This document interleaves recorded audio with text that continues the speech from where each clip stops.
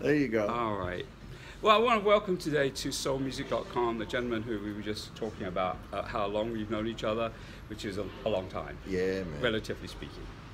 And Eric, so I want to talk to you about a few things. Particularly, I'm interested in, we will talk about your latest album, but I also want to talk to you about something I was thinking about before I got here, which is, when you look at your career, you look at you've had 9 album releases, and probably missing. I know you have one that came out in Japan. Yeah. Right. So I've included that in the 9. Yeah. When you get to this point in your career, and having done that, when you look to like what's next, what do you think of? Like, well, what do I do now? Do you have those thoughts? Or maybe you don't. I don't know.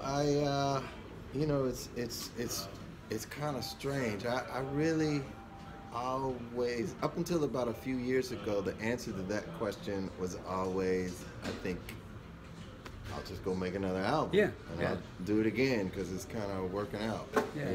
Even though the industry has been going through all kinds of changes and cycles, but a few years ago, I don't know, I kind of got the thought that just to put out an album, I think I want to try something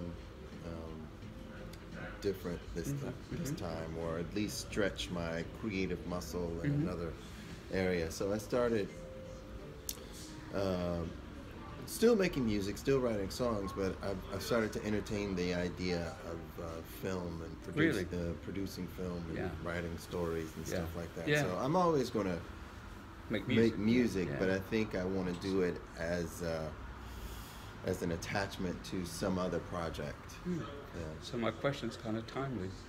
Yeah. Yeah, because I think everybody, everyone, but many artists kind of get to a certain point where they feel like they've not plateaued, but there's like, well, how else can I expand? Yeah. And if you Plateaued's a good word. well, okay, well, I would rather you use it than me. So okay, yeah, nothing wrong with that. So but, it's like I've been doing kind of sort of the same thing for like a while, and I mean, even if you listen to, you listen to my current album, and I'm grateful that people really love it, and they also loved what I did when I first started on my solo project, and it's kind of the same thing. It's an evolution of the same thing, I guess, but I've always been like, okay, let's get some live instruments, let's get some horns, let's get some strings, and let's sing from the soul, and let's be vulnerable when we write our lyrics, and I like to think that I've gotten a little better at it over the years, but it's kind of like my thing. Yeah. And so I'm interested in expanding. Yeah, I love that. I love that. Actually, I'm kind of curious why you haven't done it before.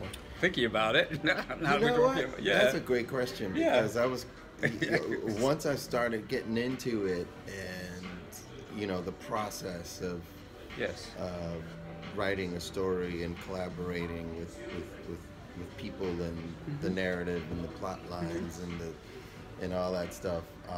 I asked myself the same question. Really? I was like, damn, why haven't I been doing this like all along? Maybe I should have, or maybe it was the time was the time. That's right. The time. You do things when it's the right time to do that's it. Right. And that's it. Yeah. Well, I want to ask you as a kind of adjacent question, you could say, when you look at what you've already produced in terms of like 9 albums, do you consider any of them to have been like your career album? Do you know what I mean by that? And you probably know what I mean by that. But when you think about certain artists, you think of like Marvin Gaye, you can say What's Going On as a career album. Stevie Wonder, well, you wouldn't know which one to pick because there's about 3 of them. Everyone and most people album, have, at least 1 or 2 that they can say, well, that's the one.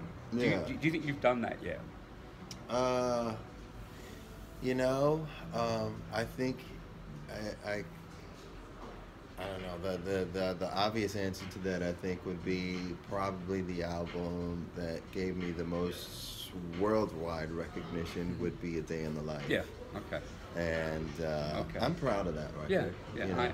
It's still my favorite. Yeah, thank you. Well, yeah, because it's the first interview we did was about that record, so it's always been like, and there's so many songs on there that still valid, to resonate. Exactly. If I listen to that album today, I mean, there's still some stuff on there that if you played it on the radio, it would just be as So when you came to the post, now one thing I want to talk to you about before we talk about content of this particular album is I know that you've had your own record company, record label for like 6 or 7 years now. Yeah. So can you talk a little bit about that, about the process of being your own, the master of your own creative destiny in terms of owning your music and setting that up? Just say, look, because I know there's a lot of artists who probably have started to do that, haven't done it, and think about doing it, and then many people as independent artists have to do that. Yeah.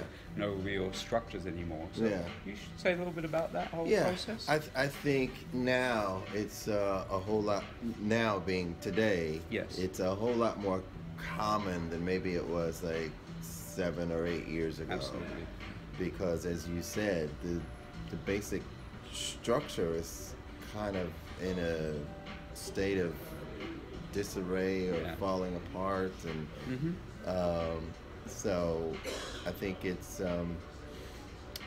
but 6 or 7 years ago, it was kind of a blessing and a curse, because the blessing was obviously complete autonomy and control. I didn't have to get any approval for anything, and I didn't have to wait until the label gave me the okay for the first single or the artwork or how are we going to market this. And, all of a sudden, that was me. It was me making those decisions. But then that's the plus. That's the plus. What's the that's the pro. What was the con? Me has got to pay for it. Well, yeah. Yes. So I know that one. Yeah, you know that one. So it's you all of a sudden you find yourself missing that big, huge corporate machine. Yes. But not really, not much, because at the end of the day, I own the masters. I own my music outright, and I'm making my decisions, and that's always the best way to go. Yeah. So you don't regret it, and it has absolutely not. And do you find with each successive project, it's more rewarding that you've done that, and that this is your? I think so. I think I've found that I'm not only able to, sustain my way of life and my living, but I'm also, but I'm also growing in my ownership of my content. So So that's always good. Yeah. Now, I think the last time we talked, you were thinking about having some other artists to expand your label. I did. Oh, you did? Okay. I did, and that was an incredibly enjoyable experience. We signed Kawapale, who is amazing, incredible artist, and we signed the soulful Calvin Richardson. And going back to the con of the pros and cons of our last discussion, it's like, wow. So all of a sudden, it made me think when I was starting off at Warner Brothers, I was always so angry at the record label because why is this all I get for my budget? Is this? And then all of a sudden, I was that guy. I want to use a phrase, but I can't use the whole phrase. It's on video, so I'll just say karma is a. Yeah, it is, and then some. Fill in the. And then blank. some. Yeah. Well, yeah, and I don't mean that it kind of sounds a bit blatant, but I mean it kind of is. That's how it is. I mean, when you're the boss, you have to deal with. It's not quite the same as when somebody else was the boss. Right. More money, more problems, and it's like. Okay.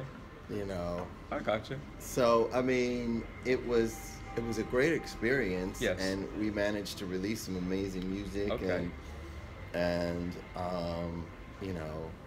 it just made a lot more sense for me to concentrate on my projects and my music. So let's talk about that. And so this album is self-titled. Yeah. And I have some favorites. I would love to know what your well, that's okay. So this is going to be good because you and I have know each other, yeah. and we've done many conversations like this. So, you I'm going to ask you to ear. guess. I'm going to ask you to guess if you can name the first two. I have about four, but see if you can guess two of them. I think I can name Let's two. Go on then. Let's see. It's interesting. First, Fun and Games has got to be in there somewhere. Yeah, that's true. That's good. That's good. Then, that's good, Eric. Cold Trigger's got to be in there. No. No. Wow. No. But I didn't like it, but that's not. Oh, Sunshine. Yeah. Yeah. But actually, that's not my actual favorite. What is your actual my favorite? My actual favorite is Never Be the Same. Wow, that's dope. Didn't expect that, did you? I did not expect that, and I love that. Well, yeah, I can tell. I can listen to it, and I can tell that. Yeah.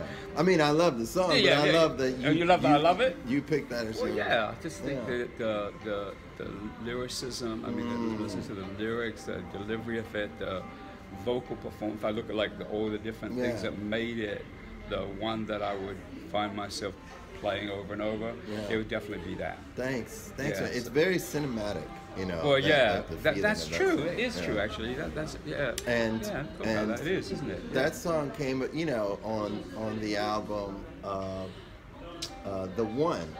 Yes. On the album, The One, I wrote my wife and I actually wrote a lullaby for Lucia, our 5-year-old. Yeah. And I thought, well, we have a brand new little bundle of joy, Luna. Okay. And I thought, wow, it would really suck if I was like the younger sibling and daddy wrote a song for one and not the other. Like, what about me? Well, I don't deserve a damn song. Yeah. So wow. I was actually I'm thinking about it. I don't know why I didn't include it in the track, but I was actually putting Luna to sleep one night. Yeah. And that song just came to me, and I started singing it to her. And so that I wouldn't forget the melody, because as songwriters. Sorry, everybody. We are in London, and there's fire engines and things. Oh, that's a London thing. Yeah, it's everywhere. I thought New York had that. We will have it. But I was thinking I better grab my phone and record this melody. Absolutely. And so I have this recording somewhere of Luna. She's probably like 2 months old, like crying, calming down as she's crying, and I'm singing, coming up with Never Be the Same. Wow. So. Yeah. So that and the other one, which you didn't, Fun and Games, definitely. And the other one, so you didn't guess the other one. Okay. Right. Okay, I'll take one more shot. All right, go on then. Okay. Go on. I said Sunshine. You did. Okay, so let's say Floating Through Time. Yes. Very good, Eric. You got it. Yeah. Now, why do you think those are the ones that I would kind of resonate with? Well, I think, not that you're interviewing me, but I'm kind of curious. No, I mean, I think your taste in music is very well rounded. Okay. And I think each one of those songs kind of represent kind of the spectrum of the album. Yeah. I mean, yes. What did we say? We said Fun and Games? Fun and Games. Fun and Games is very Fun and Games Sunshine. is very old school, completely like, I don't know, SOS band meets Yeah. I don't know, but it's very old school, like 70s ballad. Yes. And then very much. Yeah. Floating Through Time is almost a little ethereal, contemporary kind of vibe. And then Sunshine is kind of like, I don't know, that's just kind of like classic Eric Benet. Yeah, it is. No, it really is. Yeah. Well, the thing, using my name, myself in third person. He can do that. Floating Through Time. So I'm curious about that. I mean, what was the inspiration for that? It is quite different. Yeah. And I really just was just like, the kind of music I like to listen to now more than I used to when I was growing up. It was interesting. That was one of those songs that I wanted, even before I started writing it with Jairus and DeMonte. I wanted a song that felt like intimacy. Yeah, well, it does. Yeah, thank you. Really I wanted a song that felt like two very in-tuned, in love lustful, loving, passionate people in a bubble. Wow. You know. Okay. Okay. I wanted to create that vibe inside that bubble. Yeah. So, that's good. That's good. That's a very vivid description. Yeah. You should be good at being able to write plays. Well, there we go. There you go. That was good. That was good. Maybe you should have my job. We can switch. Well, hey, I don't know, but no, really, that's great. And so I want to ask you a couple of things I want to specifically touch upon. So firstly, as a project, as a complete project, what are your thoughts about it as an album? I love it. I really love this album because it's just so creatively it was very spontaneous. Okay. Record. You know, it's like I didn't say, okay, I want to make a themed album about this. I was you know, I was just like, yo, I just want to get some cats together and I know some really incredible cats in LA that are just amazing musicians. Yeah. And, you know, let's just like post up in the studio for a few days and just create. Just start playing a lick and then just start. That's very much how Sunshine, the song, came about. We spent like a few days just like woodshedding and just creatively coming up with whatever we could come up with, and we were done for the day and everybody was packing up and going.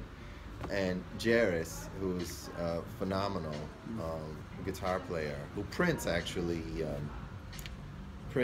he used to play for Prince when he was in high school. Wow. So Prince would actually send the limo to his high school to pick him up for gigs, which is crazy. Amazing. But Jairus was like in the corner, like still like noodling, and then he was basically playing Sunshine. Yeah. The riff that you hear in the beginning of the song, and he was about to pack it up, and I was like, hold up. Actually, I sounded very much like that siren. I was like, hang on, wait. I was just like, look, keep doing that.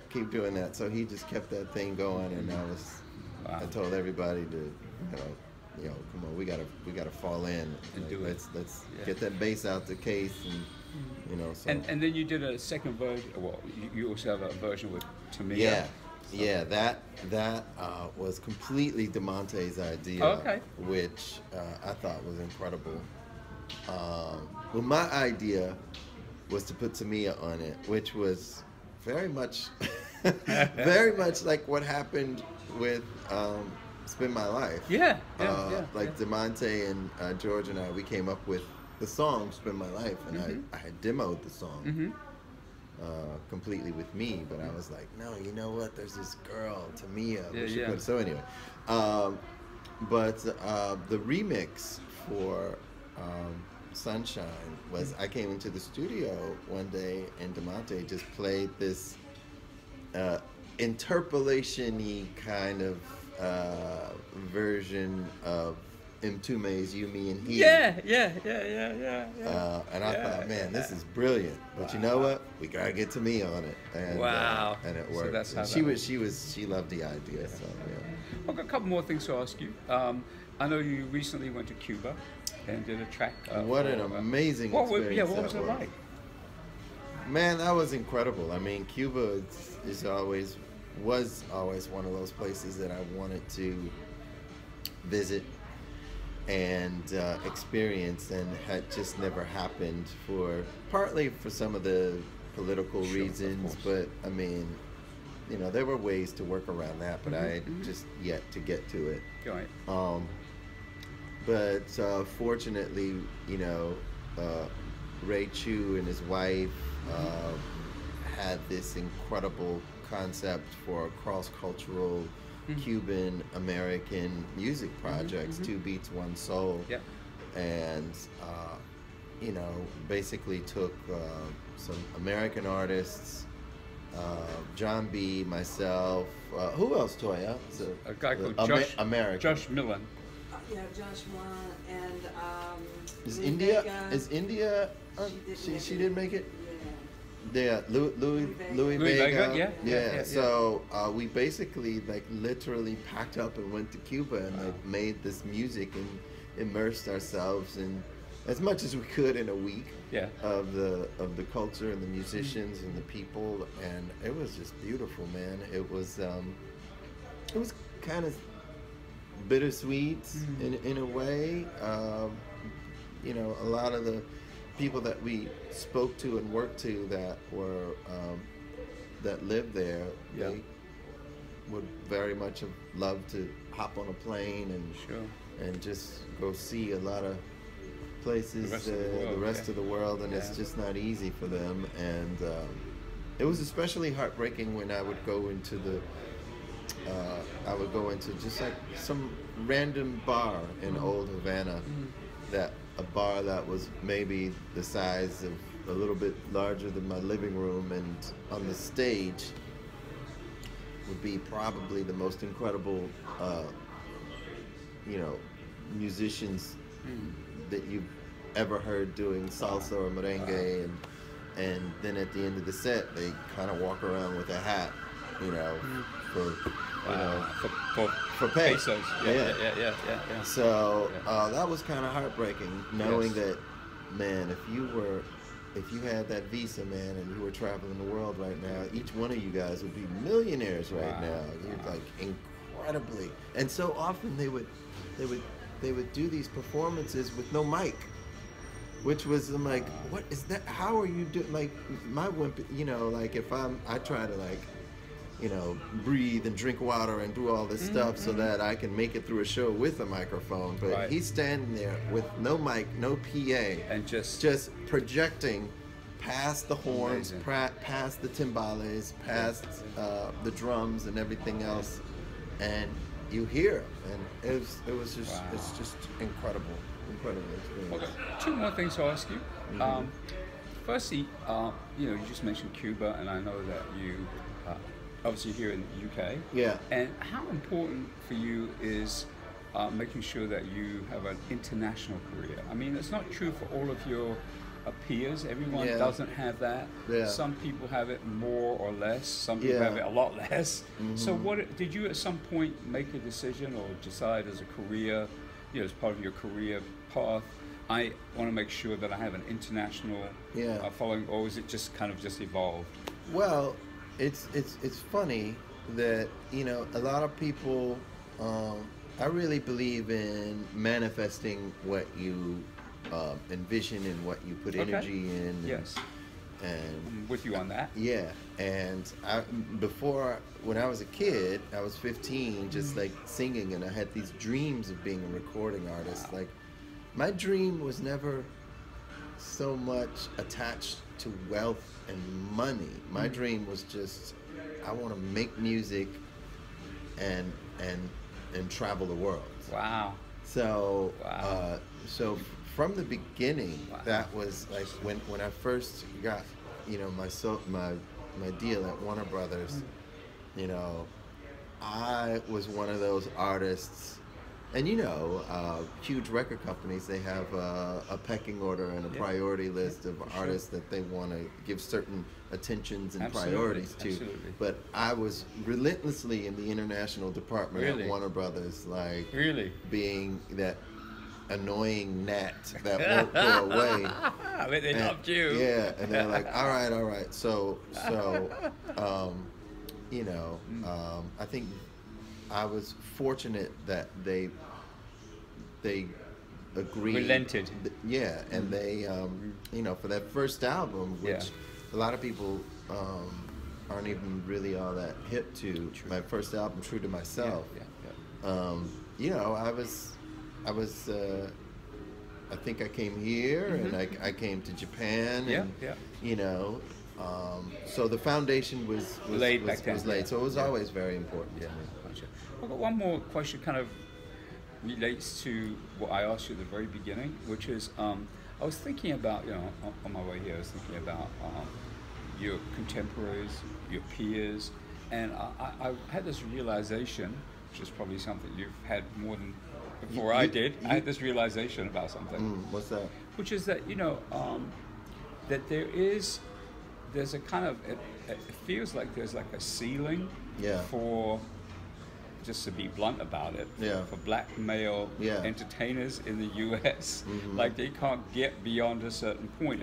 And while I was reflecting on it, as I was remembering, you know, because back in, you know, as I was doing my work for Blues and Soul and Billboard back in the 80s in particular, you know, I was neighbors actually originally with Luther Vandross, actually in the 70s. And I remember his biggest frustration Yeah. was, I can only get so far and I just can't get Yeah. beyond the ceiling. Yeah. I don't think he called it a glass ceiling, he had other words for it. But anyway, Right. the point being, it's some kind of ceiling. Do you think is that still there? Is that, I mean, and does it even, do you even think about that? Does it even bother you, or you don't even really? Well, it's definitely there. It's definitely still there. It's definitely, you know, I mean, there's I don't know if I want to. Yeah, I guess there is kind of a racial. Yeah. Racist well, might be an yeah. extreme word, but it's a racial preference. Look, if I was, if I did Yes. what I did the Yes. way that I do it, Yes. and I just happened to be white, A different complexion. and a different complexion, It you might know, have gone differently. I might own this entire city at this point. Well, So, yeah. I mean, it's valid, Yeah. and you know, one of the things I was thinking about, well, who has actually really cracked that?